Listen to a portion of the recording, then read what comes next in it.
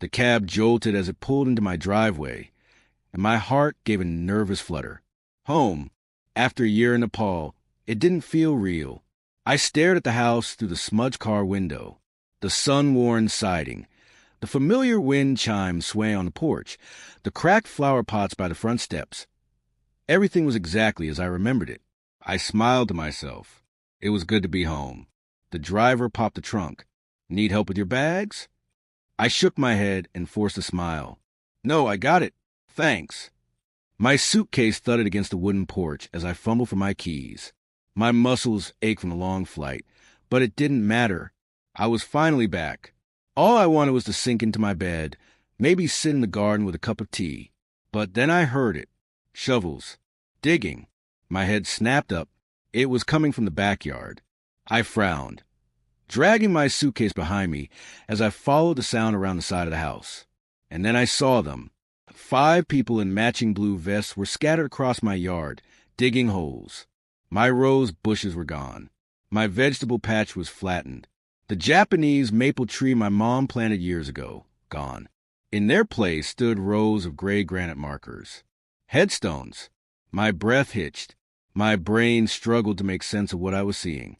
What were you doing? My voice came out sharp and shaky. One of the workers glanced up, wiping his brow. You're not supposed to be here. What are you talking about? My heart pounded painfully against my ribs. Then I saw her. A woman in a tailored pantsuit and designer sunglasses strode toward me, a clipboard tucked neatly under her arm. Her expression was cool, composed. Too composed. Excuse me, she said, tilting her chin upward. Can I help you? I could barely breathe. Yeah, you can start by telling me why the hell there's a graveyard in my backyard. She smiled faintly. This is now Pine Crest Gardens Memorial Grounds. You can't be here. I stared at her. My mouth opened and closed, but no sound came out. This is my property, I said finally, the words barely above a whisper. Her smile sharpened. Not anymore. I took a shaky breath and stepped toward her. What do you mean, not anymore? This is my house. My land. She adjusted her sunglasses and flipped through the papers on her clipboard. According to HOA Bylaw 47B, properties deemed abandoned after 6 months of no contact can be repurposed for community needs. We voted unanimously. Abandoned? My head was spinning. I wasn't gone for 6 months, I said. I was on sabbatical. I paid my bills. I notified the post office. That's not our responsibility, she said coolly. You failed to respond to the notices. What notices? She shrugged. Posted on your door. Published in the newsletter. My voice hardened. I was in Nepal. Yes, she said with mock sympathy. And you left this land unattended. I gritted my teeth and surveyed the damage. My heart twisted painfully as I took it all in. My roses, gone. My herb spiral, gone. And in their place, cold granite markers. Are those? My voice wavered. Are those headstones? Memorial markers, she corrected. We've been selling plots to community members who want to reserve spaces for themselves or their loved ones. My stomach dropped. You're selling my property? It's community property now, she said smoothly. I felt my hands shaking. You had no right. She smiled thinly. The HOA voted unanimously. I took a shaky step back. My mind was swimming. I had spent over a decade building this garden. I'd planted those roses with my mom. The bench by the maple tree, that's where we sat after my dad's funeral. You need to leave, the woman said, her smile icy. The Peterson Memorial Service is at 3 o'clock. I stared at her. My mouth was dry. Who are you? Margaret's familiar voice cut through the tension. Karen Thompson, she said breathlessly, running toward us. I turned as Margaret grabbed my arm, her face tight with worry. She's the new HOA president, Margaret said, and you're the owner of this property. Karen's expression flickered. Her grip tightened around the clipboard. That's impossible, she said quietly. I took a step toward her. Oh, it's very possible. Karen's massive composure didn't slip, but I saw the tension around her eyes. Section 12A of the HOA bylaws, Karen said crisply, Properties abandoned for 6 months become subject to repurposing. I wasn't gone for 6 months, I repeated. Karen's gaze sharpened. Notification requirements were met by stapling a note to my door. I scoffed. Community standards apply to all residents, she replied smoothly. I took a breath, trying to steady the anger bubbling beneath my skin. I own this house. I have the deed. Karen's smile didn't waver. The HOA has already approved the memorial garden. And how much are you making off it? I asked sharply. Her smile slipped. Now, she said, nodding to a man in a security vest, you'll need to leave. Margaret stepped between us. Karen, you can't do this. I told you months ago they were traveling. Karen's smile sharpened. Your input was noted. I stepped forward, my voice low and steady. I'm not going anywhere. That night, Margaret sat across from me at her kitchen table. I tried, she said quietly, her hands curled around a mug of tea. Karen wouldn't listen. I rubbed my temples. How did she even get voted in? Her husband, Tom, has connections, Margaret said, shaking her head. Nobody else ran against her. I sighed. Did they really think I wasn't coming back? Margaret's eyes softened. Karen made it sound like you abandoned the house, that you didn't care anymore. I exhaled slowly. I guess I gave her the opening. Margaret reached across the table and squeezed my hand. You didn't abandon us, and you're not alone in this. I woke to the sound of heavy trucks outside. My heart pounded as I ran to the window. Men in dark jackets were carefully pulling something from beneath where my shed used to be. A black SUV rolled up. A man in a dark suit stepped out. He adjusted his sunglasses and approached the workers. What the hell is going on? I called out, stepping into the yard. The man turned toward me and lifted his sunglasses. His gaze was sharp and steady. Are you the property owner? Yes. He held out a badge. Special Agent Jackson, FBI. My stomach flipped. FBI. Jackson studied me carefully. We found something beneath your shed. I shook my head. I have no idea what you're talking about. Jackson's gaze didn't waver. Well, we're about to find out. Agent Jackson stood with his hands resting casually in his pockets, but his eyes, sharp and calculating, missed nothing. The metal box rested on the tailgate of the black SUV, the early morning sun glinting off its weathered edges. My heart pounded painfully in my chest as I stared at it. You're sure this belonged to my grandfather? I asked, my voice tight. Jackson's gaze didn't waver. We ran the identification number. It matches government-issued equipment from the 1940s. He reached out and popped the latches on the box. The metallic clink made me flinch. Slowly, he lifted the lid.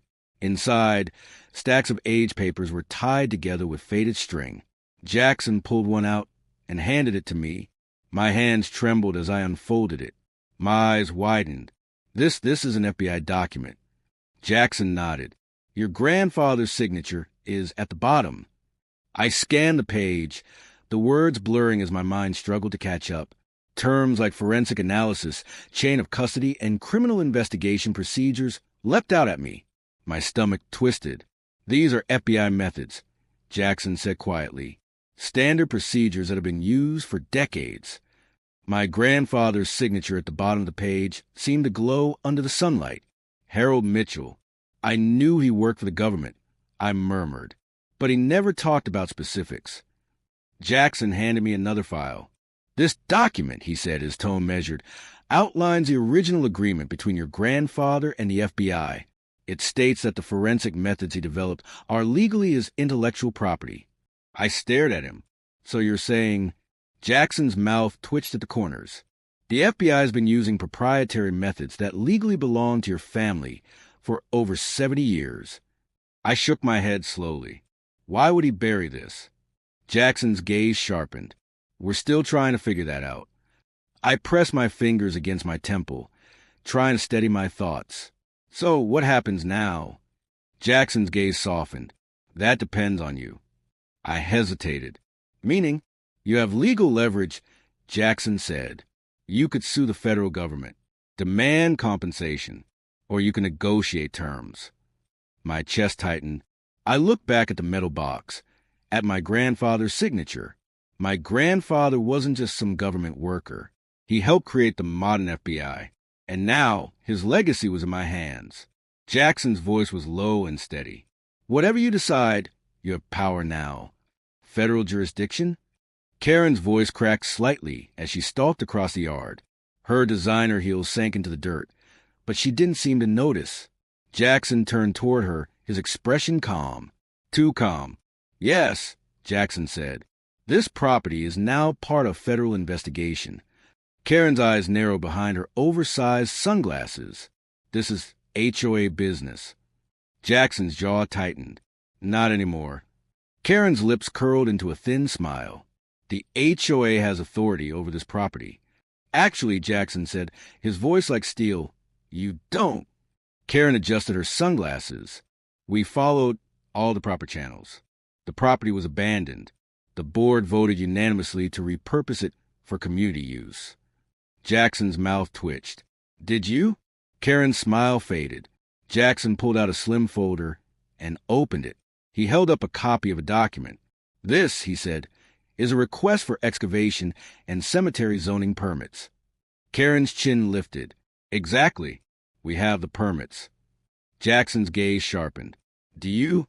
Karen's smile stiffened.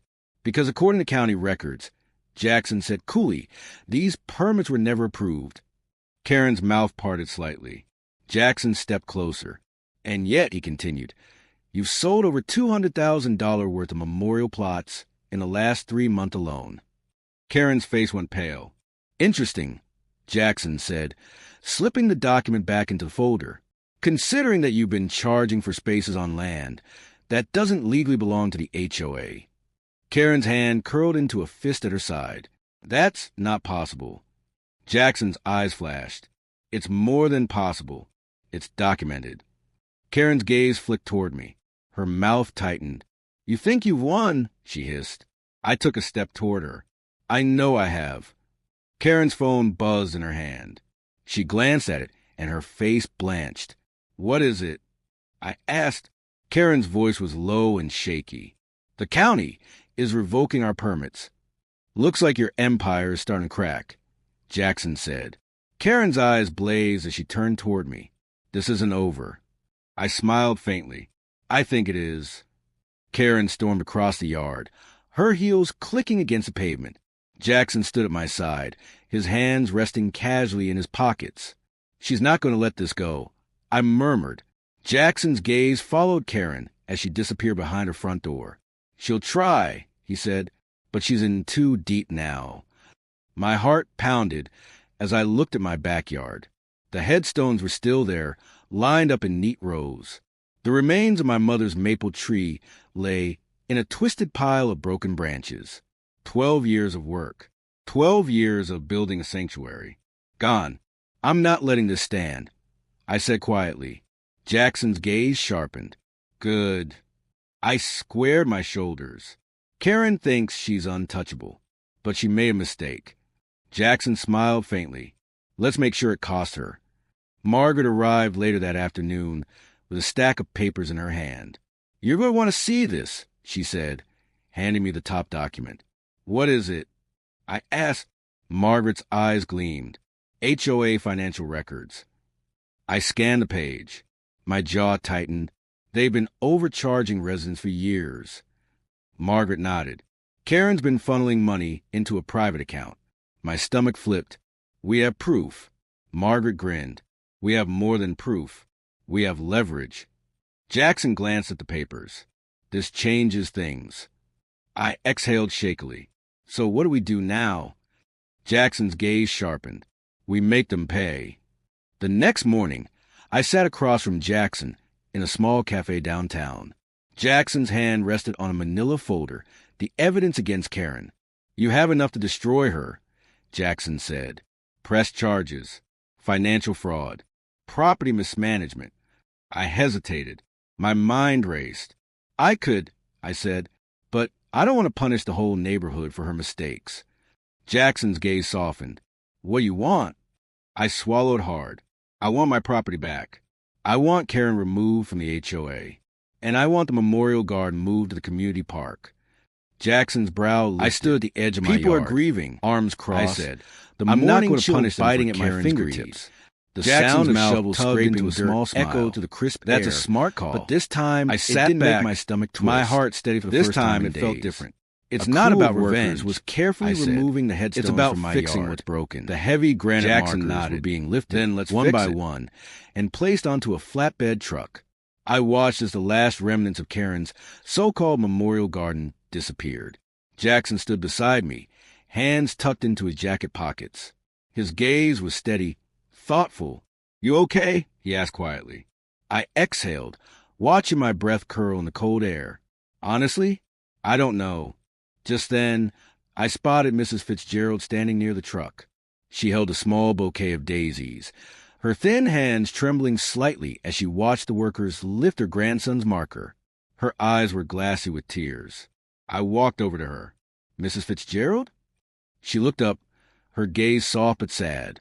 I know you have to take them down, she said quietly. I understand, but it still feels like I'm losing him all over again. My chest tightened. I reached out and touched her arm. We're moving them to the park, I said. We're creating a real memorial garden there, with proper permits this time.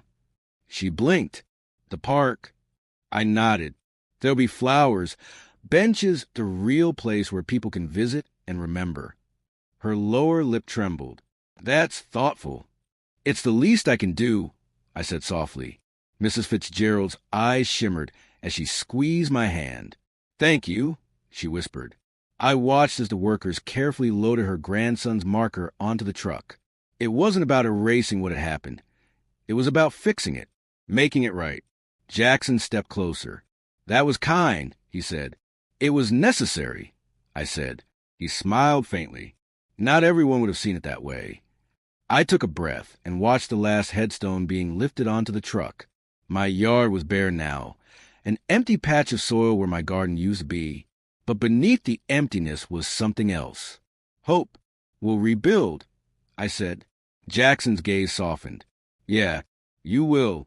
A week later, I stood at the entrance of the park, hands wrapped around a warm cup of coffee. The new memorial garden stretched out in front of me, a curved stone pathway winding through clusters of rose bushes and lavender. A small granite monument sat at the center, engraved with the words, "In memory of those we've loved and lost." It wasn't perfect, but it felt real. Margaret stood next to me, holding a tray of cookies. It turned out nice, huh? I smiled. Yeah, it did. Across the garden, Mrs. Fitzgerald knelt beside her grandson's marker, arranging the daisies she brought. Her hand lingered on the smooth stone as she whispered a quiet prayer. My throat tightened. She seems more at peace, Margaret said. That's all I wanted, I said softly. Nearby, a little boy chased a plastic airplane through the grass while his father laughed, running after him. Their laughter carried through the cool morning air. Jackson's voice drifted toward me. Looks like you pulled it off. I turned to see him standing beneath an oak tree, arms crossed. I had help, I said. Jackson's mouth tugged into a smile. You could have torn the whole thing down, burned it all to the ground. I shrugged. That's not who I am. Margaret leaned in, her eyes glinting with mischief. By the way, guess who's the new HOA president? I raised my eyebrows. Margaret. She smiled proudly. Apparently, I was the only one who actually read the bylaws. Jackson chuckled. Smart move. Margaret bumped my arm playfully. You know, you could have run for the position. I shook my head. I'm not really a committee person. Jackson grinned. You're more of a fixer. I smiled faintly. Something like that. A few days later, I walked into the newly opened community museum. Sunlight streamed through the tall windows, casting soft golden light across the polished wood floors. Framed photographs lined the walls, black and white images of my grandfather standing with other agents, shaking hands with J. Edgar Hoover, working on cases. At the center of the room, a glass display case held the original documents recovered from beneath the shed. The yellowed pages were neatly arranged, the edges delicate and worn. My grandfather's handwriting lined the margins, small precise notes in faded ink. Jackson stood near the display, hands in his pockets. "You did a good job with this," he said. "I just wanted people to know the truth." I said. Jackson studied the display thoughtfully. "Your grandfather helped create the foundation for modern forensics. He changed the way we investigate crimes." My throat tightened as I looked at the brass plaque beneath the display. Harold Mitchell, forensics pioneer. I didn't realize how much he shaped the FBI. I said quietly. Jackson's gaze softened. He wasn't the type to seek credit, but he deserves it. I swallowed hard. I think he'd be proud. Jackson's mouth lifted into a soft smile. I know he would. It was late afternoon when Karen showed up at my door. I opened it cautiously, surprised to see her standing there. Her hair was pulled back into a loose bun, and she wore jeans and a simple sweater. So different from the crisp suits she used to wear. "Karen," I said. She hesitated. "Can we talk?" I leaned against the doorframe. "That depends." Karen sighed and ran a hand through her hair. "I owe you an apology," she said. "For what exactly?" Her eyes lifted to meet mine. "For everything." I folded my arms. "That's a lot." "I know." She hesitated. "I thought I was doing what was best for the neighborhood, but I got greedy." I studied her carefully, and her mouth twisted, and I was wrong. I raised an eyebrow. Karen's eyes softened. "You didn't have to forgive me." "I haven't," I said simply. She smiled faintly. "Fair. But I'm not holding on to it either," I added. Her gaze sharpened. "Why?" "Because you can't rebuild if you're always looking backward," I said. Karen's mouth trembled. "I'm trying," she said quietly. I nodded. "That's enough." 6 months later, the neighborhood looked different. The new memorial garden in the park was thriving. The community center had been renovated with leftover funds from the plot sales. Neighbors gathered at block parties.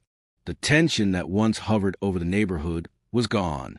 I sat on the edge of my rebuilt garden, hands resting in the dirt. The roses were blooming again, and the Japanese maple had new green shoots curling toward the sky. Jackson pulled up in his SUV and walked over, holding 2 cups of coffee. "Thought you could use one," he said. I smiled and took the cup. "Thanks." Jackson's gaze swept over the yard. "Looks good." "I rebuilt it," I said. Jackson's mouth curved. "Yeah, you did." "And Karen?" he asked. "She's trying," I said. "She volunteers at the community center now." Jackson raised an eyebrow. "Growth." I smiled faintly. "People can change." Jackson's eyes softened. "And you?" I took a sip of coffee and breathed in the crisp air. "I'm home," I said. Jackson's smile widened. "Good." We sat there quietly, watching the sunlight filter through the branches of the maple tree. After everything, I finally felt like I could breathe again.